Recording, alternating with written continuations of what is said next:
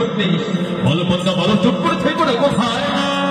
স্বামী জানো, ওই যে আমাদের জেলায় সবচেয়ে বড় জমিদার যে রয়েছে না, তেনার বাড়িতে সপ্তমী দিবস ধরে এক অনুষ্ঠান চলছে। বলো বলো বলো, কি অনুষ্ঠান চলছে? স্বামীকে যদি কিছু মনে করো না, সেই অনুষ্ঠানের কথা আমি বলতে পারি। বলো পদ্মা, বলো। তো স্বামী, সেই অনুষ্ঠান হলো ভাগবত জয়ন্তী।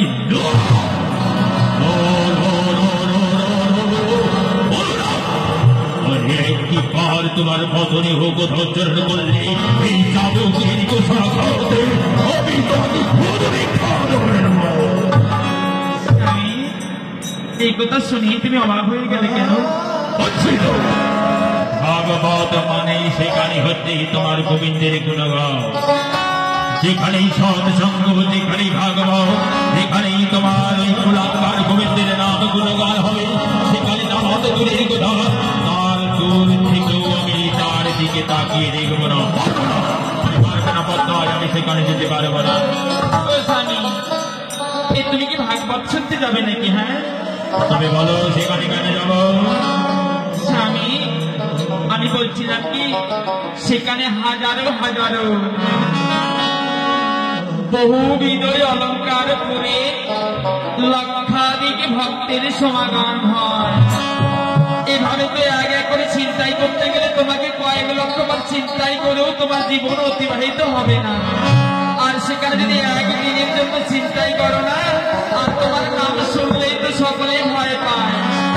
আর সকল নারীরা ওই স্বর্ণ অলঙ্কার, তুমি তখন দাঁড়িয়ে যাবে, সকলের গলা, হাতের, কানের অলঙ্কার খুলে তোমায় জমা দিয়ে চলে যাবে।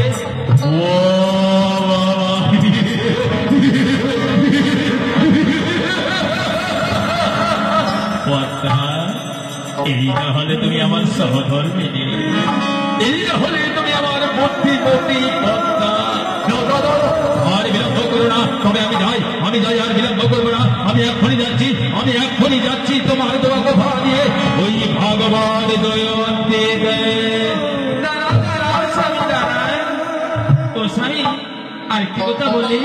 বলো বলো, তোমার শত কথা শুনবো আমি। ও স্বামী জানো, সেখানে গেলে একটু তোমার নিয়ম মানতে হবে। আবার সে কি নিয়ম আছে? বলো বলো, যে নিয়মের কথা বলবে আমি সেই নিয়ম করেই সেখানে যাবো। স্বামী, ওই ভাগবত আসর জানো, সকল মা বাবারা তিলক ধারণ করে যায়।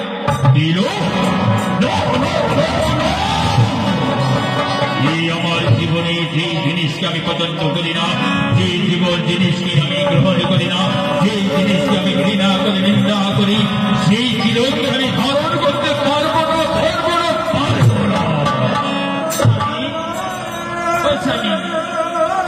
তোমাকে কি সারা জীবন তিলক পরিধান করতে হবে নাকি? হ্যাঁ, শুধু তোমার জীবনের লাভের জন্য সারা জীবন তোমার আমার সুখের চিন্তা করে শুধু ক্ষণিকের জন্য তিলক ধারণ করবে, তারপরে তো এসে আমার তিলক তুমি ধুয়েই ফেলবে।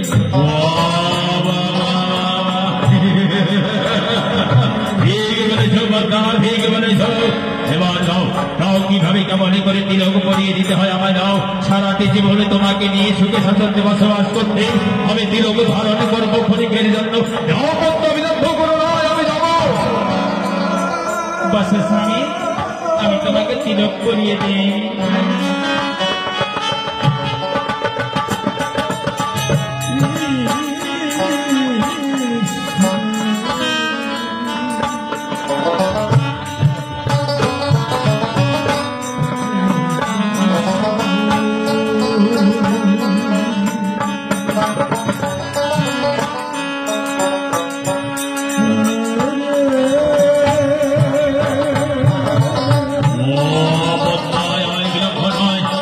এবার আমি চললাম তবে জমিদার গৃহে। আমি যাচ্ছি কথা, তুমি দেখো আমি যাবো আর সকলকে লুটপাট করে নিয়ে আসবো।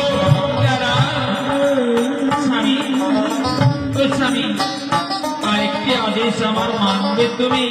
আবার কি আদেশ আমায় মানতেই হবে? বলো বলো বলো বলো, আর কি আদেশ তোমার মানতে হবে? কি কথা আমায় শুনতে হবে? বলো। স্বামী, এবার দেখা গেল তুমি ভাগবত জয়ন্তীতে কেউ না আসতেই তুমি চলে গেলে। তবে তুমি যে পোশাক পরে আছো না, এই পোশাকে যদি কেউ তোমার দর্শন করে ফেলে তবে কেউ আর ভাগবত জয়ন্তীতে আসবেই না। যে যার মতো করে যেদিক থেকে সেদিক থেকে পালিয়ে যাবে। জানো, তোমাকে একটি ছদ্মবেশ ধারণ করতে হবে। বলো মতো বলো, এমন কি ছদ্মবেশ আমায় ধারণ করতে হবে যেন কেউ আমায় চিনতে না পারে? সকলকে জড়িত যখন হবে, সকলকে যখন ভাগবত জয়ন্তীতে আসলে প্রবেশ করবে, তখনই আমার পরিচয় আমি উদার করে দেবো তাদের সামনে। বলো বলো, এমন কি আমার ছদ্মবেশ ধারণ করতে হবে? স্বামী, তোমার এই পোশাকগুলো খুলে দেখে ওই বৈষ্ণবের বাবা মায়েরা যেভাবে যেমনই করে ধুতি পাঞ্জাবি পরে আর গোলে নামাবলি দিয়ে একেবারে কাঙ্গালে মেশে। কেন কাঙ্গাল না হলে কেউ কোনোদিন ভাগবত আসলে যায় না স্বামী। আমি কাঙ্গাল হতে চাই না, আমি কাঙ্গাল হতে চাইনি বলেই আমার এই জীবনকে আমি বেছে নিয়েছি। ওই জীবনেই কোনোদিন কাঙ্গালের বেশ আমি ধারণ করবো না। একদিন আমি কাঙ্গালে ছিলাম বলেই, একদিন আমি ভিখারি ছিলাম বলেই সমাজের মানুষ আমাকে কুত্তার মতো তাড়িয়ে দিয়েছিল। আমি কাঙ্গালের বেশ ধারণ করতে পারবো না। স্বামী, তুমি কেন বলছো না স্বামী? তুমি তো সারা জীবনের জন্য তুমি ভিখারি বেশ ধারণ করছো না তো, শুধু আজকের দিনটুকুর জন্য, কিছুক্ষণের জন্য আমার সুখের চিন্তা করে তোমার জীবনকে অতিবাহিত করবার জন্য এতটুকু অনুরোধ আমার লাগবে না? বেশ, তবে নাই হবে, তাই হবে গঙ্গায়, আমি তাই করবো। তোমার যাই আদেশ আছে আমি তাই মানব। তবে চলো পথটা চলো, এবার আমাকে শুভযাত্রা পথে তুমি সাজিয়ে দাও, কিভাবে কেমন করে কাঙ্গালের বেশে ধারণ করতে হয়। এসো এসো পদ্মা, এসো। স্বামী, আবার তুমি আমার পিছু ডাকলে। এসো না স্বামী, এসো না, আর একটু কথা রয়েছে। বেশ পদ্মা, বলো আর কি কথা রয়েছে তোমার? স্বামী গো, জানো আমি একদিন স্নান করতে গিয়েছিলাম। চারি প্রান্ত হয়ে হোর হোর করে ভক্ত বাবা মায়েরা যাচ্ছে। জানো কিভাবে কেমন করে যাচ্ছে?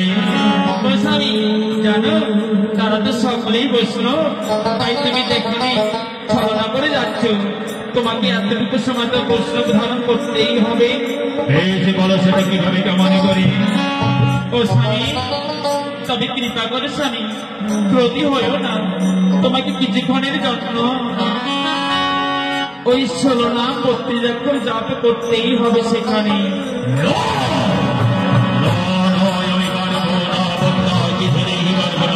যেই নাম আমি জীবন থেকে মুছে ফেলেছি, যেই নাম শুনলে আমার শরীরের শিরায় উপসে জাগ্রত হয়ে যায়, সেই নাম আমি কখনো দিতে পারবো না।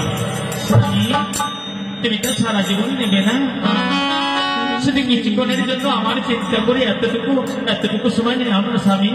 বেশ, বলো সে নামে কিভাবে কেমন করে দিতে হয়?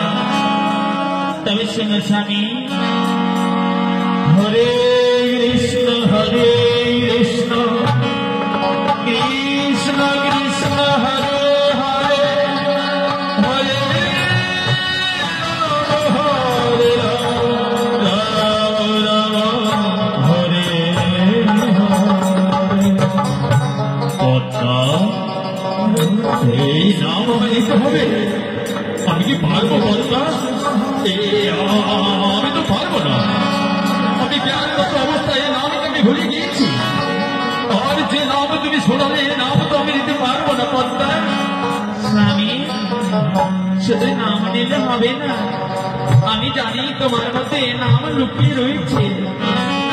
তবে শোনো স্বামী, শুধু নাম নিলে হবে না। আমি দেখলাম সেই বাবারা, সেই মায়েরা সকলে মিলে হাতে হাতে তালি দিয়ে এই মধুমাখা হরির নাম জপ করে করে ওই ভাগবত জয়ন্তীতে যাচ্ছে। পারবে না? পারবি না স্বামী, তুমি আমার চিন্তা করে আমার সুখের জন্য এতটুকু সময় সে নাম নিতে। সুন্দর, এবার এই নাম তুমি আমায় দিলে, এই নাম যদি যেতে যেতে আমার স্মরণে না থাকে। শোনো স্বামী, তুমি ছাড়বে কেন? এই নাম আমার গৃহ থেকে শুরু করে যতক্ষণ পর্যন্ত ভগবান আসলে তুমি যাচ্ছ না, যতক্ষণ পর্যন্ত ভগবান আসলে সকলে আসছে না, তুমি এই নাম কিছুতেই ছাড়বে না। বেশ তবে তাই হবে বর্তা। তবে বলো, আরেকটি বার বলো।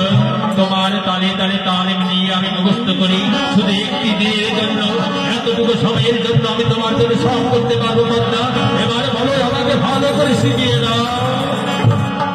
শোনো স্বামী, আমি তো তোমাকে ঠিকানে বেশি ধারণা করিয়ে দেব, তবে এবার আমার হাতে মিলিয়ে আমার সঙ্গে তালে তালে মিলিয়ে আমি যেভাবে গাইব, তুমিও আমার সাথে সেইভাবে গাইব। কেমন? বেশ বর্তা, তবে তাই হবে। রাম রাম হরে হরে